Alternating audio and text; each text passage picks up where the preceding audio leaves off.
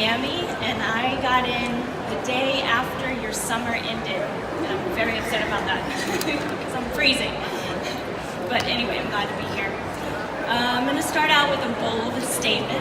Can you guys hear me okay? Yeah. Okay. I'm going to start out with a bold statement. Spending your precious time and energy counting calories and tracking macros and measuring everything that you put in your body is a terrible way to build and maintain a strong, lean, healthy body for life. All right, I'm going to prove that to you today. My name's Ella Majors. I've been vegan for 23 years myself. Out of my 38, I'll date myself. So 23 years vegan. 15 of those years I spent working in the fitness industry.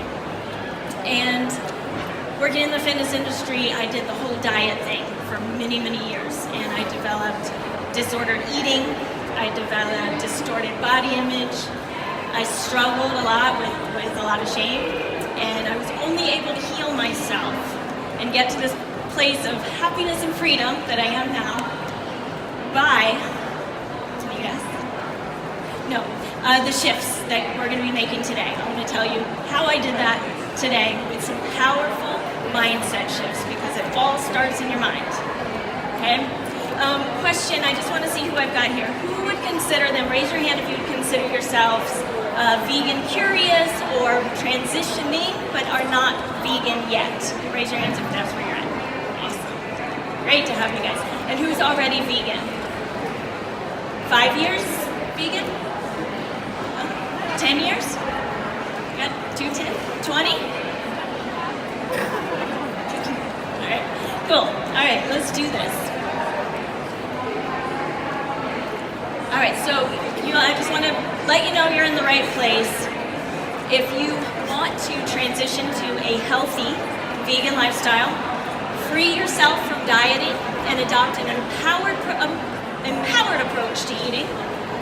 And if you want to feel confident in your ability to make food choices that will help you build and maintain, this is not a quick fix here. This is building and maintaining a plant-strong body, heart, and mind for life. So for the clients that I work with, we do the whole yo-yo dieting for most of us. Who in here has ever been on a diet? Well, 2/3, I did some research for the UK since I was coming here, 2/3 of women in the UK consider themselves on a diet most of the time, which is pretty crazy, right? So, what the problem is that when that's the problem, we try to put band-aids on wounds that need surgery, meaning there are some deeper rooted issues that we need to look at. We need to look in the mind, think outside the box, right? Instead of looking for the next meal plan or the next diet to try to follow, counting calories, tracking your macros, high protein, no carbs, all that good stuff. Because it's not really about the food. And it's not about willpower. Oftentimes that we think, it's my willpower, it ran out. Well, that's because you're human. Okay, so I'm going to teach you a different way to think about making food choices. That's going to give you a lot more power. And once you make these shifts, you're going to be able to listen to your body and enjoy eating without tracking or feeling guilty. You're going to be able to eat intuitively, which is kind of the opposite of dieting, and find the balance that's going to work for you and make you feel your best from the inside out. Of course, you're going to feel amazing knowing that your health is not at the expense of animals, the environment, or the planet, and you're going to discover or rediscover what makes you truly happy and fulfilled in your life. All right, so just so you know, I'm not full of shit. Over the years, this is one of my clients speaking, over the years I've had many trainers or coaches and they've always asked up front for my weight measurements, pictures to compare my progress, asked me to count macros, etc. Ella didn't ask for any of that. She wasn't interested in changing my body or my weight. The focus has been on changing my mindset, and it has been one of the most amazing experiences of my life. Oddly enough, I'm noticing tons of changes in my body as well. Change your mind and the rest will follow. I'm 42 years old and I've struggled with an eating disorder mentality since I was 15. It's crazy how I sabotaged myself all of these years for nothing. I can't explain the freedom that has come from changing my mindset. If you're on the fence, you owe this to yourself. I'm a completely different person, and it's trickling down into every other aspect of my life, as well as into my relationships I have with all those close to me. So it's just a bigger picture that I'm working with here, okay? There's plenty of people educating you on nutrition itself, right? We got tons of information out there, and it can be a little overwhelming, but I'm gonna take it to kind of a different level today. So just a little bit about me, since I'm up here speaking to you guys. I've been vegan, like I said, for 23 years, vegetarian for 30 years. I'm gonna tell you that story in a moment, how that happened. I was a personal trainer for almost 15 years. It was very unfulfilling to me, because what I'd see is quick fixes, right? Changes in people's bodies, and they'd be all happy, and then what happens? They can't keep it up. They can't keep up those counting the macros and working out like a crazy person, you know? And so there's that yo-yo dieting. I didn't want anything to do with that. So I'm now consider myself a transformational coach. I do have my master's degree in social work, which I went back to school and got that when I was feeling unfulfilled with my work as a trainer. And I created my brand called Sexy Fit Vegan 5 years ago, when the height of when people started getting into the vegan thing, which was so exciting to me, since I've been vegan for so long myself. And that was really to bring veganism into the mainstream. I want people to know that you don't have to be the stereotype of what people at least used to think a vegan had to be. When I was, 10 years ago, people thought, no way you can be vegan, you can't be so strong, you can't have muscles, you are not a hippie, you don't, wear Birkenstocks and have dreadlocks and smell because you don't use deodorant. So I wanted to break all those stereotypes. I did publish a book, The 6 Weeks to Sexy Meal Plan, which is really about not counting, not tracking macros, but just a balanced, well-balanced, healthy kind of sample way to eat for a fit body. And like 100 recipes, really easy recipes to go with it. And then I came out only last year, with my long struggle with disordered eating and a distorted body image. And I posted a whole blog thing on my website, so it was kind of the last step for me to get vulnerable. I'd always been this tough person that I had to be perfect, right? So I got vulnerable, and I am now, I feel like, free and healed from the suffering that I went through. And I did it behind closed doors because I wanted people to think, I was kind of people come up to me and ask, how did you get a lean body? How did you get strong? And I would be able to say, I'm vegan, right? And this was before people thought that was possible. So I put a lot of pressure on myself for a lot of years to stay perfect, stay in tip-top shape. Had to get through that. And the funny thing is, now I don't have all that struggle, I don't have all those restrictions, I'm not following all those rules, and yet I'm happier than ever with my life, with my body. I'm stronger than ever, and so it works, right? And then I launched a plant-empowered coaching program, which helps people make the shifts we're going to be talking about today. And the first one of these shifts, there's 10 of them, some are going to be a little shorter than others, but the first one is aligning your actions with your values. So what do you value in your life? When was the last time you stopped and thought about, what do I really care about in life? What is important to me? It's a little morbid, but if you were on your deathbed, looking back at your life, where would you want to have spent your energy? Where would you want your energy to have gone?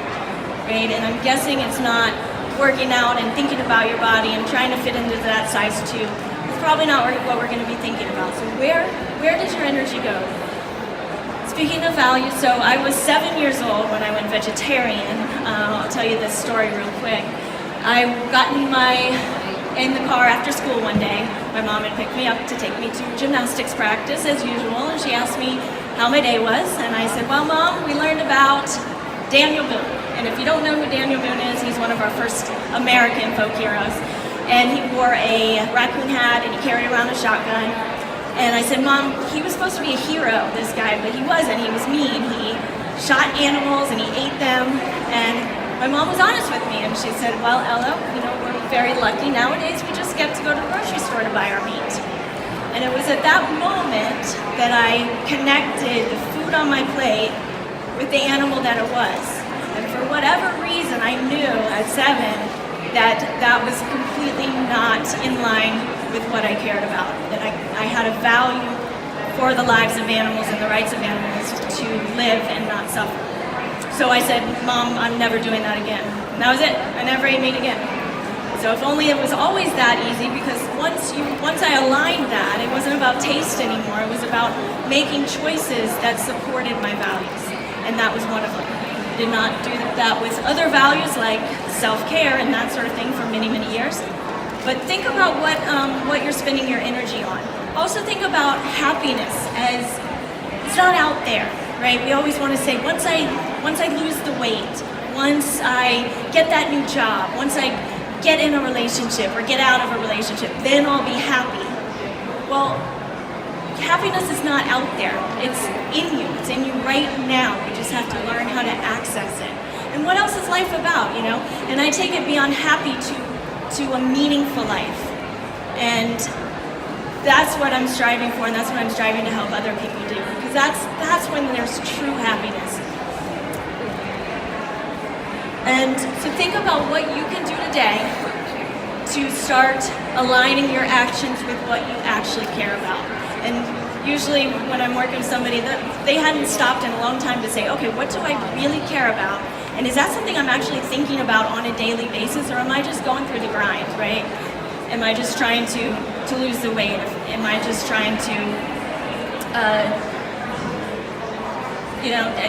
when you're in your own head and can't get out of it. So think about the values. Number 2 is write an empowering story. So before we go into any other shifts, you have to know that you have the power, we all have the power, to write our own stories about who we are and what we can achieve and how we move through the world. We have that power, and oftentimes we give that power away and play the victim. And I'm here to tell you, you don't have to do that. And I'm going to show you some ways to get out of that victim mentality so that you can make conscious and mindful choices about what you eat, how you move, and how you exercise, the lifestyle that you have. All right, so just a few quick facts about dieting, because number 3 is ditching the diet mentality. 80 to 90% of people who have lost weight by dieting will gain it all back and then some, and that's within, I think, 5 years. Dieting increases stress hormones, right? Dieting is stressful for us emotionally. It's also stressful on our bodies. Stress hormones cause belly fat, and belly fat is associated with cardiovascular disease, type 2 diabetes, among other medical conditions, regardless of your overall weight. Okay, so it doesn't even matter anywhere else, but we specifically gain fat around our middle because of the stress and the stress hormones. There are no foods or pills that magically burn fat. We want that quick fix, I get it, but it doesn't exist. And usually they're dangerous and have awful ingredients in them. High protein, low carb diets, which are still so popular, can lead to nausea, fatigue, weakness, constipation, heart disease, and kidney stones. And weight cycling, which is another word for yo-yo dieting, is linked to cardiovascular disease, stroke, diabetes, and altered immune functions. So here's kind of the cycle that so many of us get caught in. So we're going to start up at the top with the green, the motivation, right? You're feeling really motivated. You want to lose those last 10 pounds, let's say. So I'm going to do what it takes. I'm ready, and then we go and then we start to restrict, right? Maybe we find a diet to follow. Maybe we say we're going to go on the 1,200 calories a day and start tracking everything. Maybe we're trying to make a certain macro count, meaning how many grams of protein versus carbs versus fat. That becomes an obsession, right? And that meaning also that you can't live your life like a normal person anymore, right? If you're really trying to be strict, you get obsessed because then you miss out on things. You miss out on that social event. You miss out on your sister's birthday because you don't want to be around that birthday cake because you don't trust yourself not to eat a piece, So it kind of turns into this obsession. I mean, you walk around hungry a lot of the times, right? So then you're struggling, and then you can't stop thinking about food and eating, and then you're getting anxious. Oh no, I'm afraid I'm going to give in. My willpower is going to run out.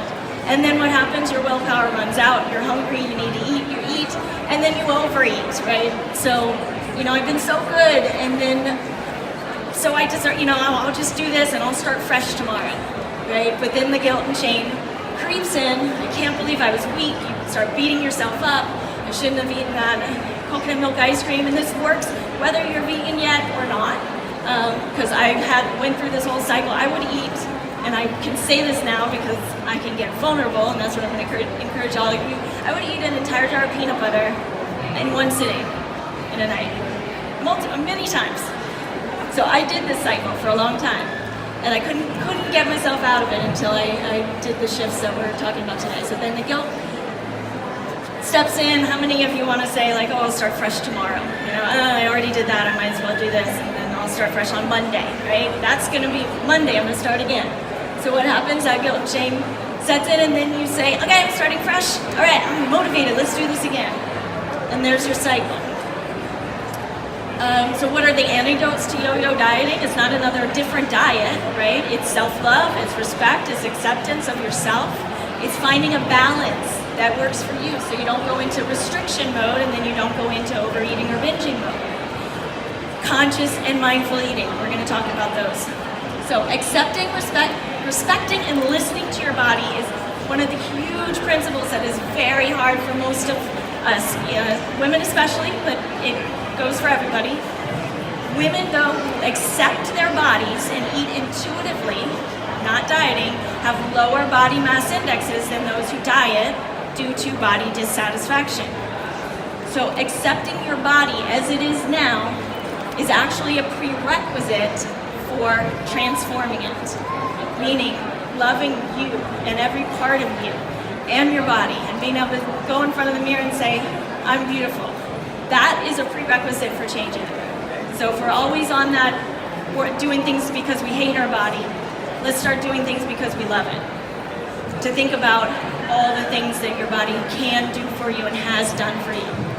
Because we're taught to follow rules, right? From the very beginning, where, finish what's on your plate, or, you're not going to get dessert until you finish that. We're taught not to listen to our bodies. That's exactly what diets do. So for people who yo-yo dieted, they are ignoring their body and following some rules from somebody else, whatever somebody else is telling them to follow. Instead, our bodies know, our bodies are talking to us. They're going to tell us when we're hungry and when we're full. Our bodies will tell us what foods work for us, what kind of macro balance works for us. We've got all sorts of people, especially vegans, that there's the 80-10-10 people, right? Eat 80% carbohydrates, 10% fat, and 10% protein, and that works fantastic for them, a lot of people. It doesn't work for me, right? So I found out balance, just kind of the balance, and that's without counting. It's about paying attention, and it's about being conscious of what your body is telling you, what works for your body and what doesn't. Valerie, she's just a great example. She came into my program. She had lost 100 pounds on a very strict macro and calorie counting program. So it took her 2 years, but she lost that weight, but she tracked every ounce, every morsel of food she put in her body, to the point that if she needed a snack and she had an apple or a bag of crisps, as you guys say, right? Crisps, okay. Crisps, she would actually eat the crisps because she could turn it around and look at the nutrition label and type it into her log real quick, right? She didn't know exactly how many calories or carbs or sugars or whatever the apple had. So, but it worked in terms of helping her lose the weight, but she knew she could not keep up with that forever. That is not a good way to live your life, right? So she came to me and she was terrified of gaining that weight back and terrified of stopping counting. But she trusted me. She did stop. I had asked her, like, we got to set a date for you to stop counting. It's like, what are you thinking? And she named a date like 2 months down the road. And I was like, okay, no, you have 2 dates. We're going to start. But she did. She embraced it, and she did have to learn to listen to her body all over again. And it took some time, but she did it, and she's like the most free and happy human being ever. I think she's going to become one of my coaches. I'm trying to get her to. All right, number 5, eating consciously and mindfully. So consciously means with awareness. So where is your food coming from, right? What are the consequences of you putting that food in your body? consequences for your own health and happiness, but what about, where it came from in terms of the animal? Who are you affecting? What are you affecting? If you ever seen Cowspiracy, and I'm sure there's lots of talks in here about the environmental factors of animal agriculture. So really being conscious about what you're putting in your body. Mindfully is about paying attention to the food that you are eating. And I'd have my clients do this exercise, and it's a mindful eating exercise.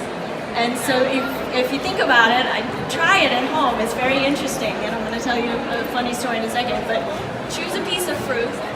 I used a grape when I did it. It just was an interesting texture. But any fruit, look at the food. This is about mindfulness. Look at the food. What's the shape, the color? Kind of appreciate the food as looking at it. Then you're going to smell it. What does it smell like? So kind of like the wine tasting. You won't just go down the wine. You test, you experience it. Feel the food, run your fingers over the food, touch it to your lips. Bite the food, what does that feel like? What's the texture? How does it enter your mouth?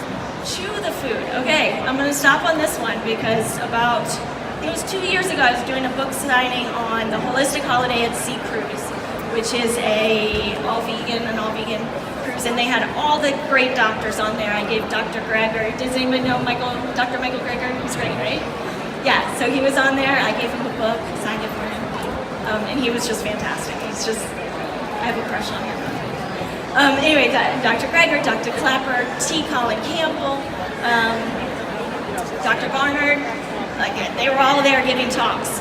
But what I took away from that, in terms of all the talks that I went to, was to chew my food, which sounds ridiculous, but it literally changed my life because I had a lot of kind of digestive issues before that.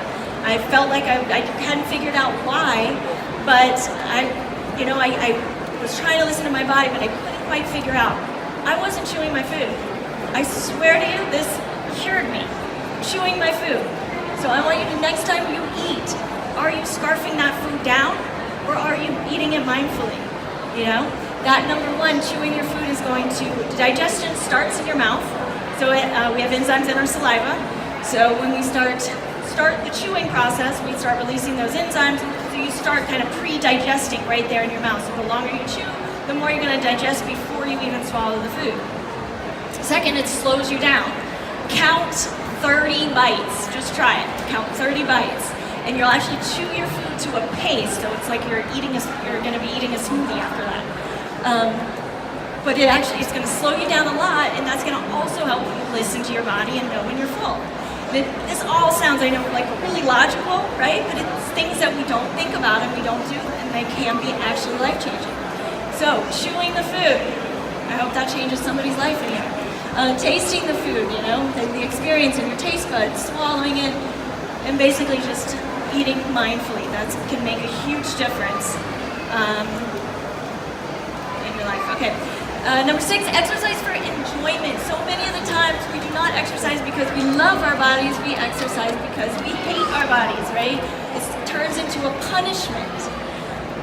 But you can't outrun your fork, number 1, meaning no matter how hard you work out, you're not going to make up for eating empty, crappy calories with the workouts. You're just going to be in this never-ending, exhausting cycle. The workout turns into, something just to burn calories. It turns into a chore. It is not going to be sustainable. So we want to work out, find something that you enjoy, and work out for exercise sake. What is that going to do for your body? It's going to make it strong. It's going to make it fit. It's going to make it healthy for years and years to come. What can I do to be kind to myself through my exercise? And also, what can I do to mentally and emotionally, what exercise helps me mentally and emotionally? What's a stress reliever to you? Make it fun, make it enjoyable, not a punishment. So forget the calorie burn and think about, setting some goals. Like I like to, since I've been here, I've been going to work out at Block London. I don't know, it's a gym. Anyway, they have calisthenics class, and I haven't done pull-ups in a long time, so I could do like 1 pull-up at the beginning. I've been here 3 weeks. I'm going to do 5 at the end. For me, that's exciting, So think of something that works for you, like that you can work towards, that makes it interesting and fun. And that's going to turn, this is all to turn this into a lifestyle, right? Not just a diet. Approaching yourself with curiosity and compassion is something that I'm going to work this into the next one, but you want to talk to yourself. So often we talk to ourselves with such self-hate, right? We talk to ourselves not as we would talk to other people, not as we want other people to talk to us. We give ourselves a really freaking hard time and beat ourselves up a lot. We got to pay attention to that. We got to stop that.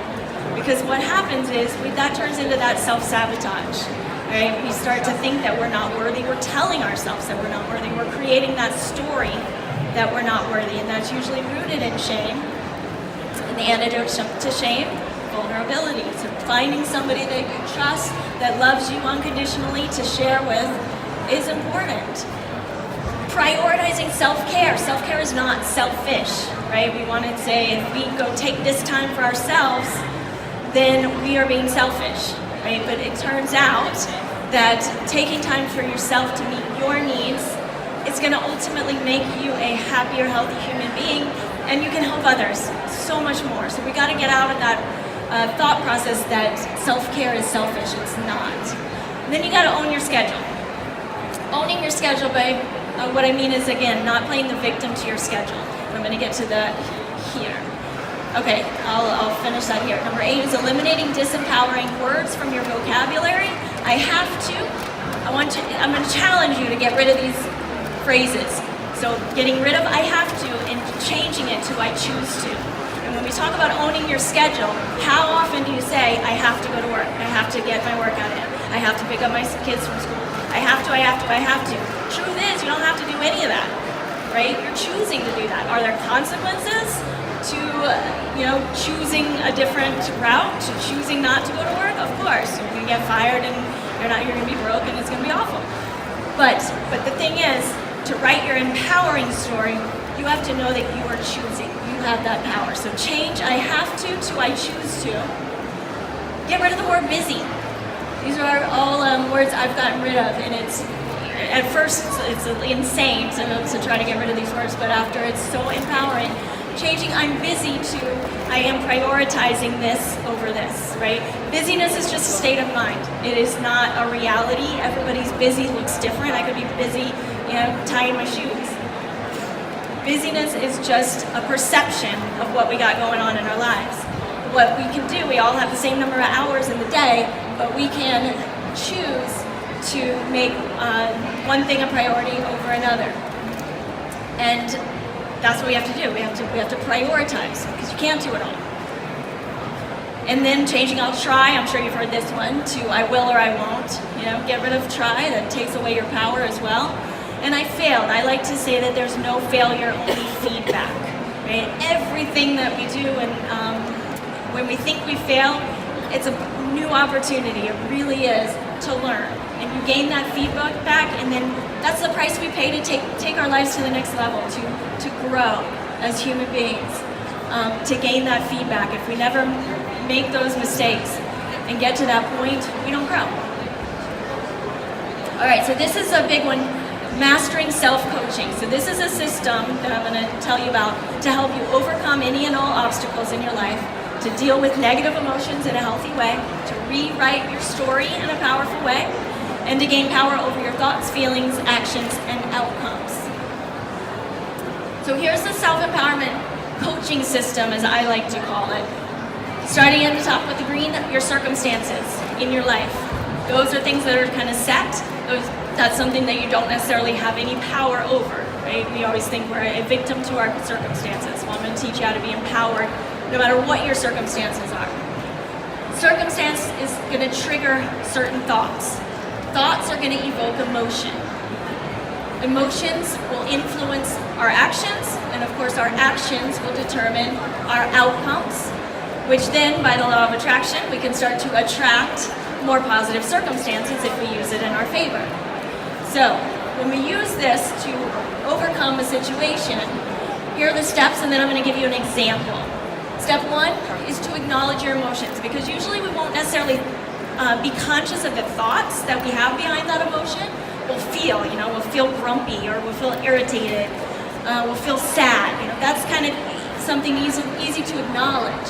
But then we have to look and become the observer of your mind and of your thoughts.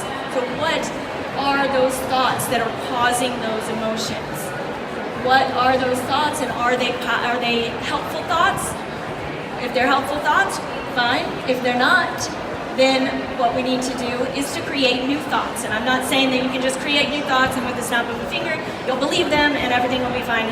If only it was that easy, right? But this is a process, and it's about creating new, empowering thoughts.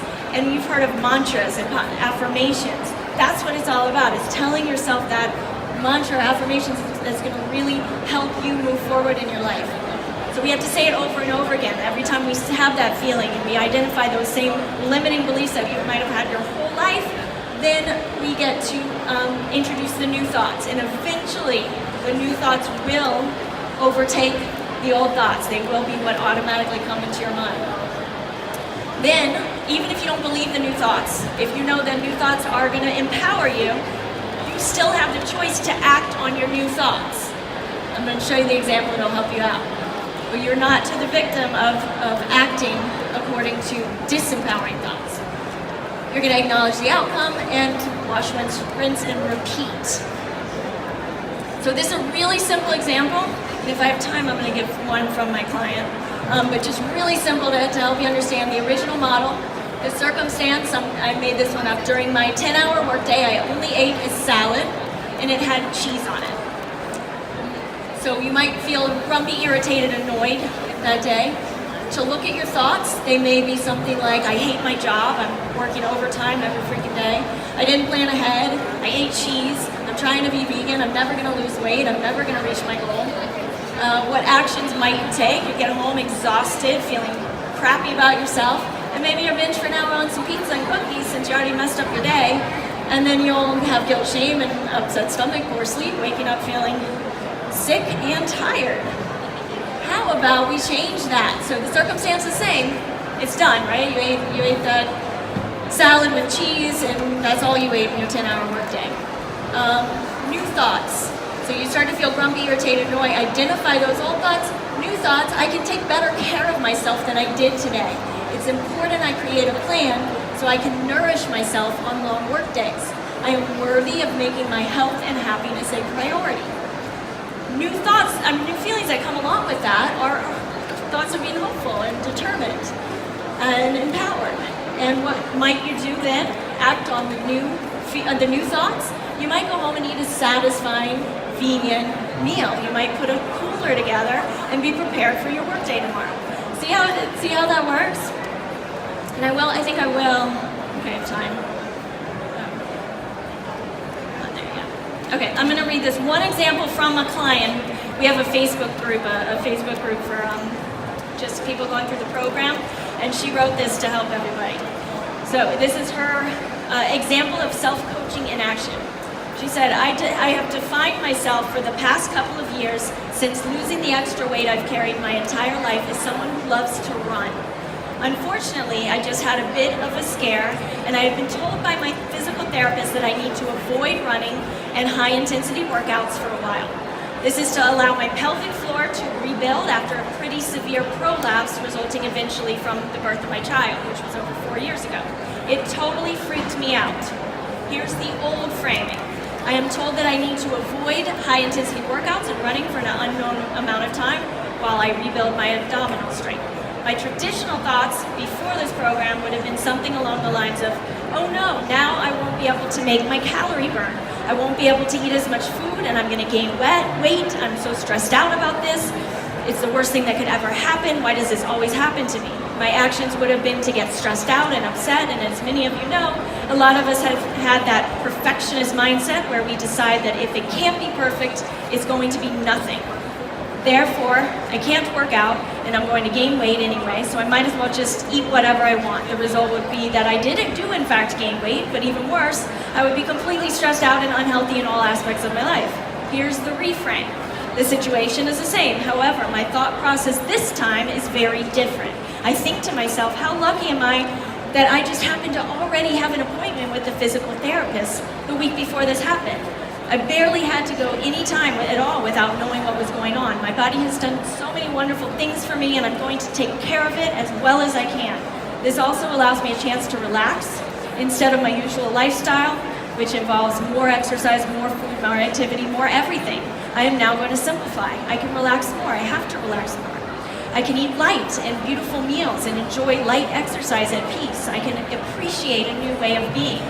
My actions from this are that I do eat lighter and appreciate things and slow down. I meditate more and do more yoga and spend more time with my family. The result is that I'm left feeling grateful for this new chapter in my life and enjoying it. I will most likely be able to run again, and I'm grateful for that as well. But if it never happens, I know that I can find joy and happiness. Right? Pretty cool. All right, and number 10. Play life like a game. This is one of my favorite mantras of all time because I'm like, I don't know if you can tell you, I'm intense. I got a lot of anxiety I've dealt with my whole life. And I was really, in this healing phase where I was trying to get out of that. And I said, let me lighten up. Let me play life like a game. And I like to picture like a board game. And you've got your little, what's it called? Your little thing. What's it called? Your piece. Yes, your piece. I don't think there's enough. Anyway, but you have the power. You get to move that piece. You've got all these, obstacles along the way, but you have the power to move that piece and interact with other things and other people along the way. And what's the end game? It's not about the end game. It's about that process. And so if we live in gratitude, live in a place of abundance, use the law of attraction, that's kind of like a game in and of itself. You put out positive energy, you get it back. Which is just cool, and it doesn't happen overnight. But all these shifts are you can make them into something empowering and actually fun if you think about it, like playing life like a game. No matter what comes your way, you have the power to write your own story. And just to sum it up, Stephanie went through my program a year and a half ago. She's actually a former therapist turned coach, and she is one of my coaches now. She says, I have to celebrate with you. I took my girls out for breakfast while my son was at baseball practice. I looked at the menu and chose A, what looked delicious, B, what I knew would make me feel great for the long day ahead, C, what I knew was in line with my values, D, without thought of calories, fat, regret, or longing. This was done without a lot of analyzing and thinking about what I will give up later to eat now or how many squats I should do to burn it off. I was focused on my gorgeous girls, and they enjoyed trying my avocado toast with me. This is freedom. And that is going to do it. I do have a public, just free Facebook group. If this stuff interests you, if you want to kind of take it beyond the nutrition and diet, if you want to get empowered and be around other people trying to do it this way, in a sustainable way, then join our group. It's called Empowered Vegan Life on Facebook. So I'm active in it there every day. I try to respond to anybody who tags me in their posts. But it's just a great community, very safe space for vegans and non-vegans alike. Anybody interested in moving in that direction and aligning your actions with your values. And that's it. If you want to get in touch with me, there's my email. I try to be as accessible as possible. And that's it. Anybody have any questions? All right, thank you guys for listening.